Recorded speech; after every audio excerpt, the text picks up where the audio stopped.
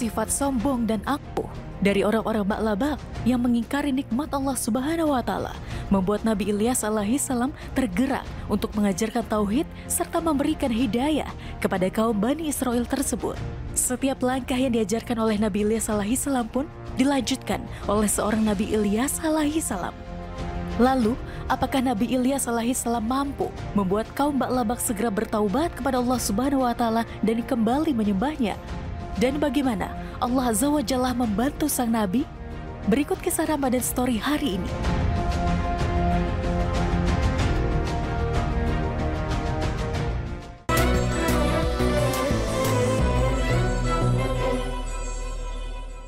Wa inna Ilyas laminal mursalin. Assalamualaikum warahmatullahi wabarakatuh. Pemirsa Ramadan Story, dalam ajaran Islam terdapat banyak kisah-kisah inspiratif dan datang dari orang-orang hebat dan mulia di mata Allah Subhanahu wa Ta'ala. Termasuk kisah-kisah para nabi dan rasul yang bisa kita teladani sebagai umat muslim. Salah satunya yaitu kisah Nabi Ilyas alaihi salam yang seringkali dikaitkan dengan Nabi ke-19 yaitu Nabi Ilyas alaihi salam karena kemiripan namanya yang hanya berbeda satu huruf. Meski begitu, keduanya tidak memiliki hubungan darah sama sekali. Tetapi dari dua nabi ini memiliki cerita yang saling berhubungan.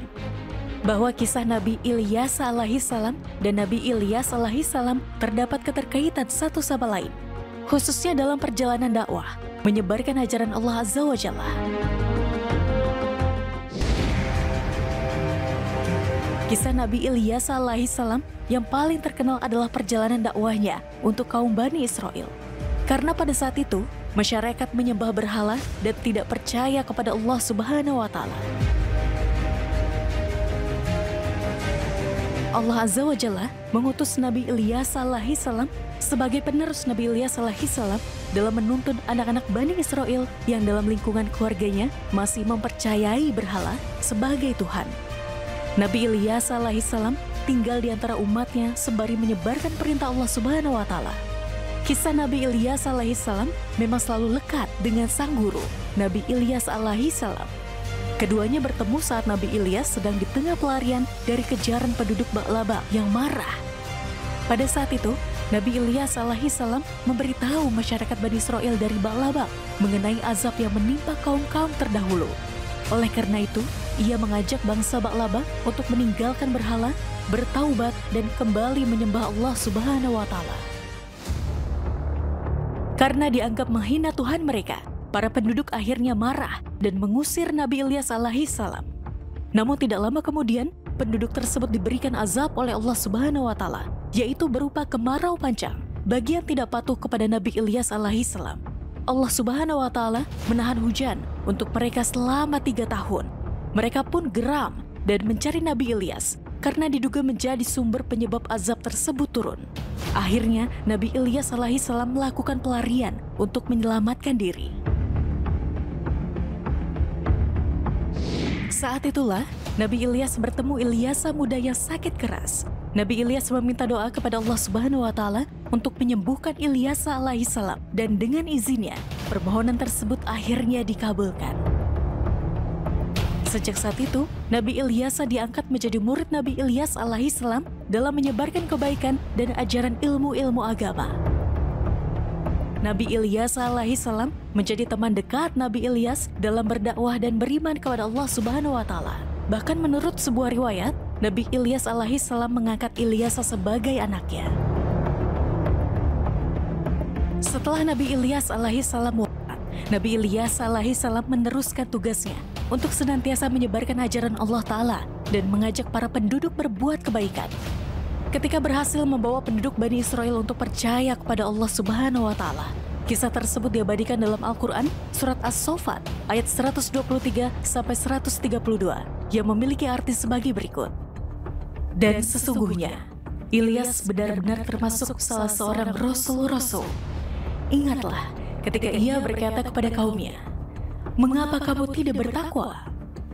Patutkah kamu menyembah Baal dan kamu tinggalkan sebaik-baik pencipta, yaitu Allah Tuhanmu dan Tuhan bapak-bapakmu yang terdahulu?" Maka mereka mendustakannya. Karena itu, mereka akan diseret ke neraka. Kecuali hamba-hamba Allah yang dibersihkan dari dosa. Dan kami abadikan untuk Ilyas pujian yang baik di kalangan orang-orang yang datang kemudian, yaitu kesejahteraan dilimpahkan atas Ilyas. Sesungguhnya, demikianlah kami memberi balasan kepada orang-orang yang berbuat baik. Sesungguhnya, dia termasuk hamba-hamba kami yang beriman.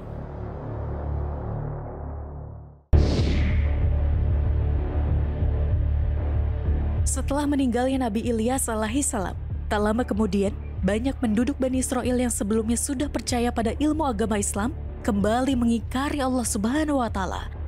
Nabi Ilyas alaihissalam segera memperingatkan Bani Israel dan mengajak mereka kembali ke ajaran Allah Ta'ala. Namun ajakan itu diabaikan. Sebaliknya, mereka justru menghina Nabi Ilyas alaihissalam yang senantiasa gigih dan sabar mengajak Bani Israel beriman kembali kepada Allah Subhanahu wa Ta'ala. Nabi Ilyas alaihissalam akhirnya meminta petunjuk kepada Allah Subhanahu wa Ta'ala dalam menghadapi kaum Bani Israel yang sudah memalingkan dirinya dari Allah Subhanahu wa Ta'ala. Akhirnya, Allah Ta'ala menjawabnya dengan memberikan ujian pada penduduk di negeri Ba'labak itu sehingga kembali dilanda bencana kekeringan. Walaupun demikian, mereka masih belum mau bertaubat. Bencana kekeringan yang berlangsung lama membuat para penduduk menderita kelaparan, kehausan, bahkan ada yang sampai busung lapar. Satu demi satu meninggal lantaran tidak kuat menanggung derita. Salah satu hikmah yang bisa kita ambil dan teladani dari kisah Nabi Ilyas alaihissalam adalah bahwa sifat sombong dan takabur penduduk Ba'labak yang mengingkari nikmat Allah Azza wa Jalla merupakan hal yang tidak boleh ditiru. Setelah diberikan kembali kemakmuran, hujan, dan sumber daya alam yang telah lama hilang, mereka lantas kembali lupa dan mengingkari Allah Subhanahu wa Ta'ala. Akhirnya, Allah Azza wa Jalla memberikan dan mendatangkan pelajaran kepada mereka. Atas kuasanya, Allah Subhanahu wa Ta'ala melenyapkan segala nikmat dan kesenangan hidup mereka, dan hanya kesesaraan yang tersisa hingga akhir hayat.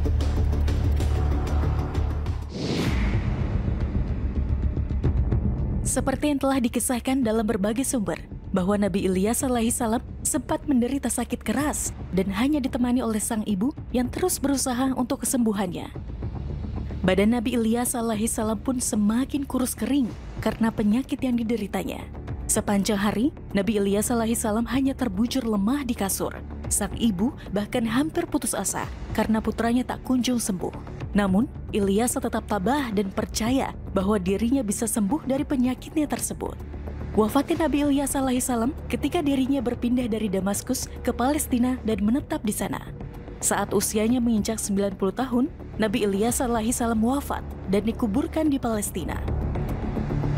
Nabi Ilyas alaihissalam membimbing kaum Bani Israel dengan baik hingga mereka hidup damai dan taat kepada Allah Subhanahu wa Ta'ala. Sayangnya, ketika beliau wafat, kaum tersebut kembali kufur terhadap Allah Subhanahu wa Ta'ala. Nah pemirsa, lantas apa hikmah dari cerita Ramadan Story kali ini? Mari kita simak penjelasan dari Habib Isa Al-Kaf.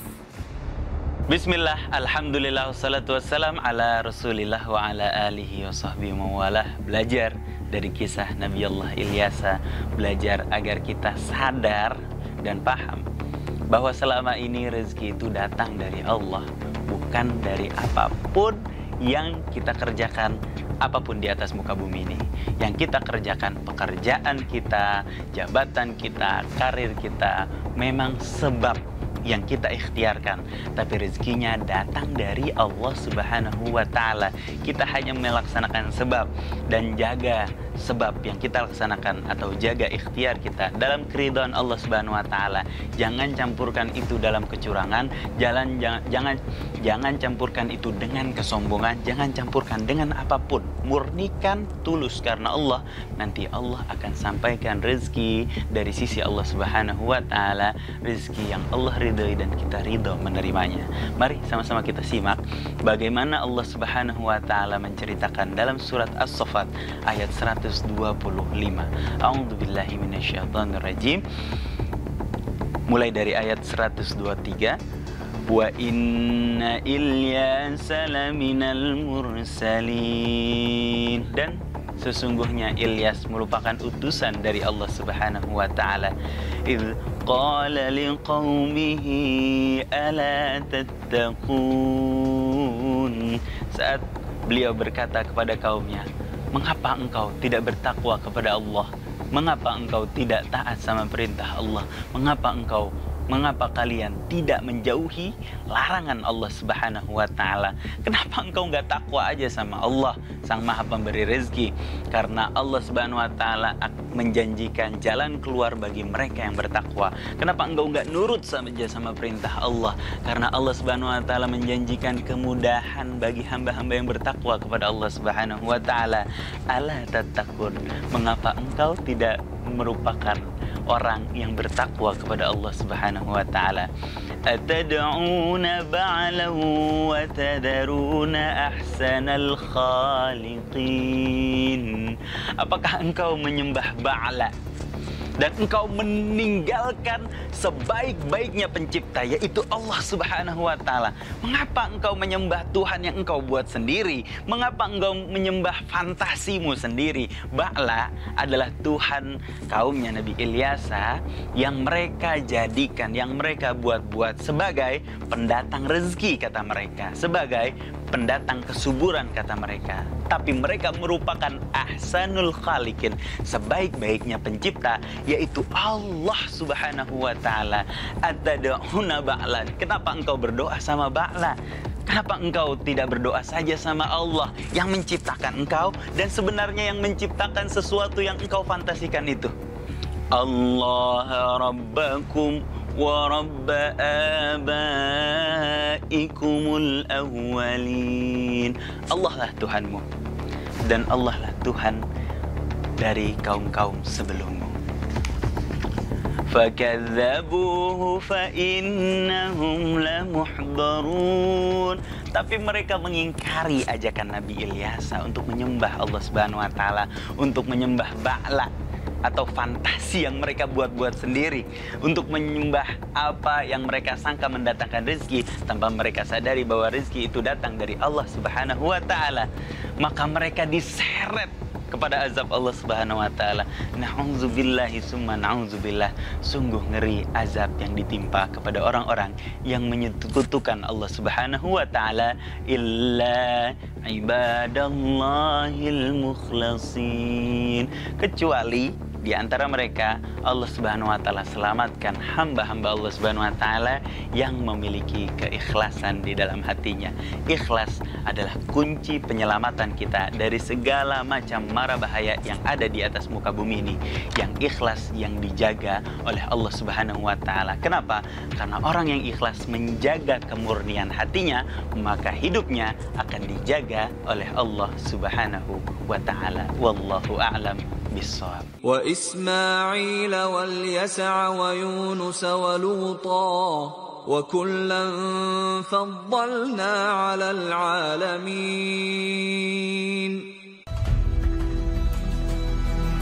Nabi Ilyas alaihi salam merupakan rasul dari kalangan Bani Israel, sekaligus berasal dari garis keturunan yang sama dengan Harun, Musa, dan Ilyas.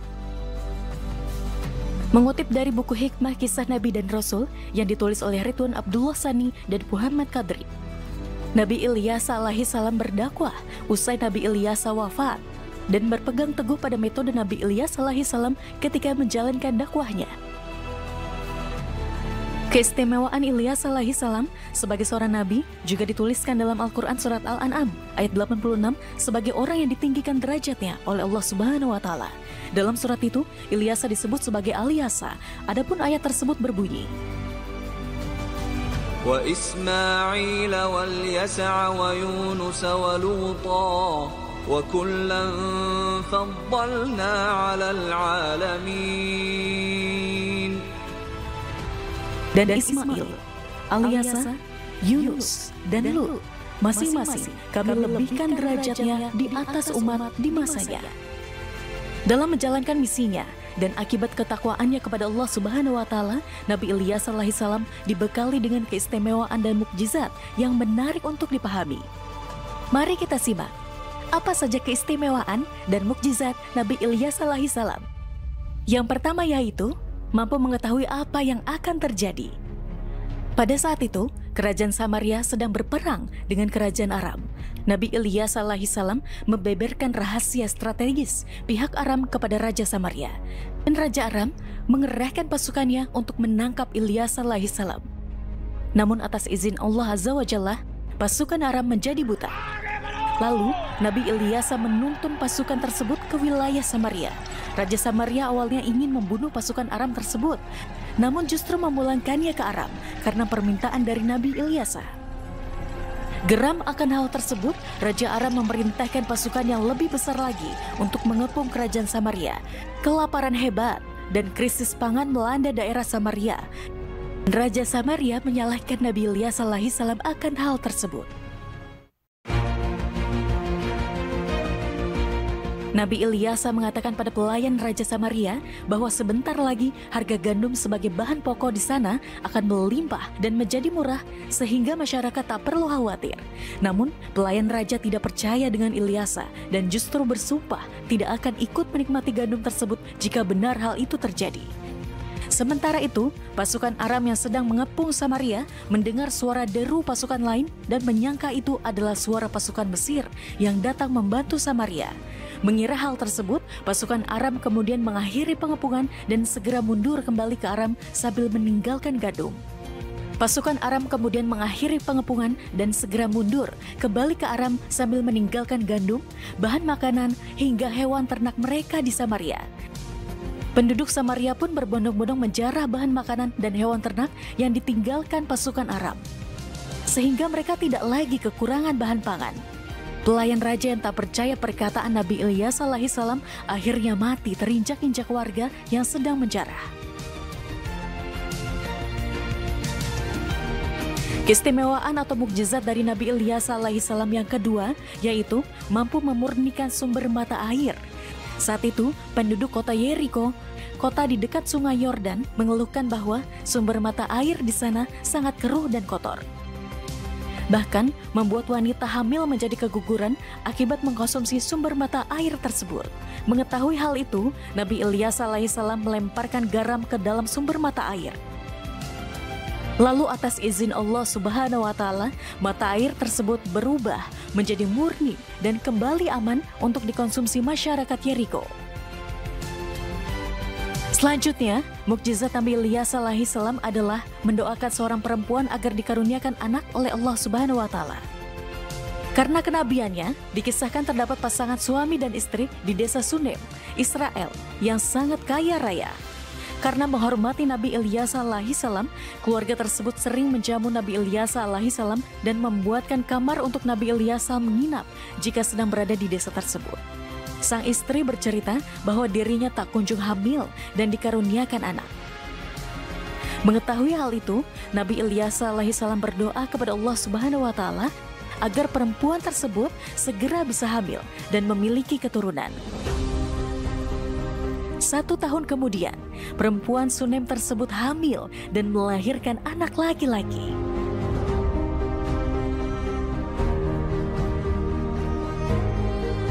Mukjizat Nabi Ilyas alaihissalam yang terakhir adalah mendoakan panglima kerajaan sembuh dari penyakit kusta. Seorang panglima kerajaan Aram di Syria bernama Naaman meminta Nabi Ilyas alaihissalam agar berdoa untuk kesembuhan penyakit kusta yang dideritanya. Selain mendoakannya, Nabi Ilyas meminta Naaman untuk mandi di sungai Yordan sebanyak 7 kali. Pemirsa Ramadan Story, itulah beberapa keistimewaan dan mukjizat Nabi Ilyas alaihissalam. Semoga bisa kita teladani dan pahami untuk meningkatkan keimanan kepada Allah Subhanahu wa Ta'ala.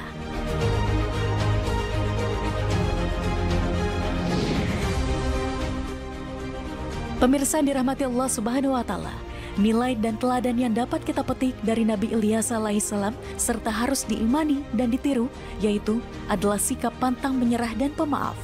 Nabi Ilyas alaihissalam selalu terus berdakwah dan memaafkan perilaku kaum Bani Israel yang sering menghinanya. Ia juga memegang amanah untuk meneruskan dakwah ke umat Nabi Ilyas alaihissalam dan istiqomah taat terhadap ketentuan Allah Subhanahu wa Ta'ala seumur hidupnya. Semoga Allah Subhanahu wa Ta'ala menjadikan kita termasuk ke dalam golongan hamba-Nya yang senantiasa bertakwa dan mampu menjalankan setiap perintah serta menjauhi larangan-larangannya. Amin.